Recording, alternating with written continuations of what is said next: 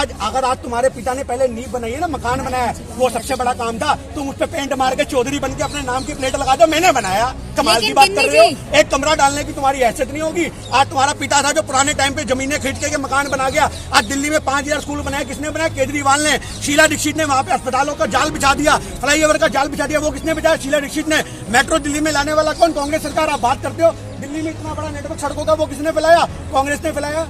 केजरीवाल ने क्या किया? सिर्फ नारियल फोड़े। आज जितने प्रोजेक्ट, मेरी बात सुनो आप पहले, जितने प्रोजेक्ट फ्लाईओवर के हैं वहां से पानी छोटा है, पानी। आप जाकर के देखो।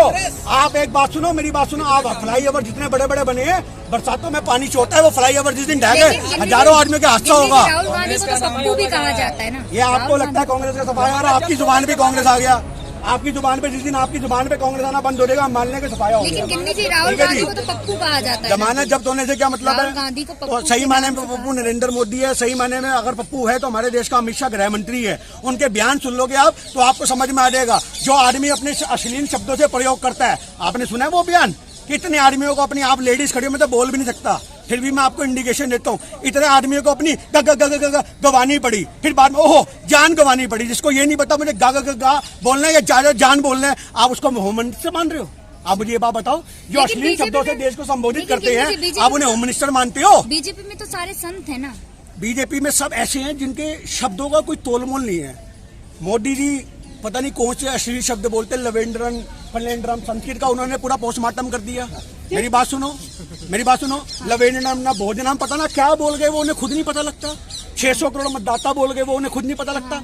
उम्र के हिसाब से आदमी सठिया जाता है। अच्छा। और अब उनकी रिटायरमेंट का वक्त आ गया, उनको रिटायर हो जाना चाहिए।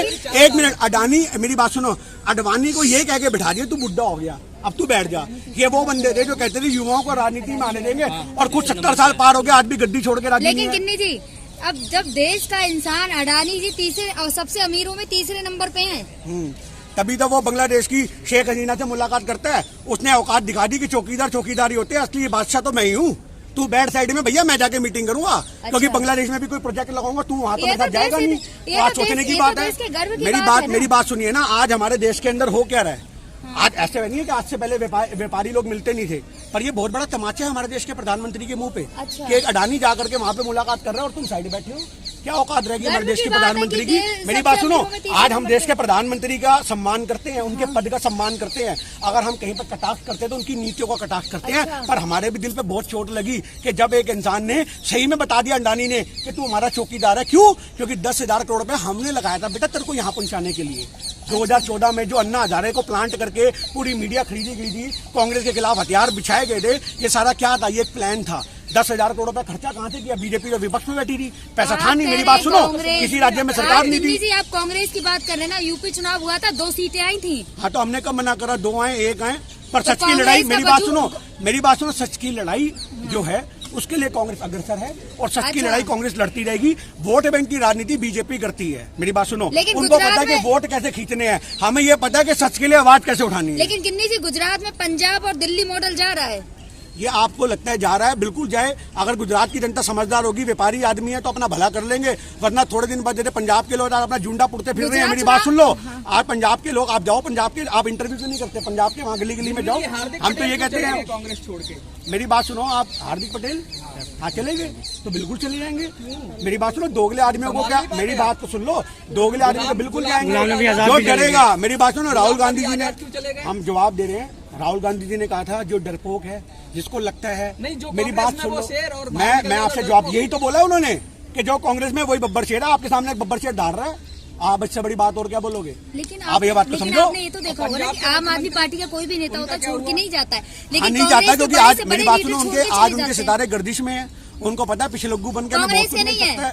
मेरी बात सुनो, अरे बुरा वक्त है, संघर्ष का दौर है। हमने कब बोला गर्दिश में है? हम तो हर चीज को एक्सेप्ट करते हैं। संघर्ष का दौर है, हर इंसान की जिंदगी में आता है। एक ऐसे भी लोग होते हैं जो पेट्रोल पंप पे नौकरी करते हैं और उसके बाद अंबानी बन जाते हैं। तो आप इस चीज को, तो संघर्ष का दौर है, उसमें संघर्ष के दौर में हम कांग्रेस। गुजरात में तो आपने देखी होगी ना, आम आदमी पार्टी की रैली में बढ़ चढ़ कर लोग हिस्सा ले रहे हैं गुजरात में।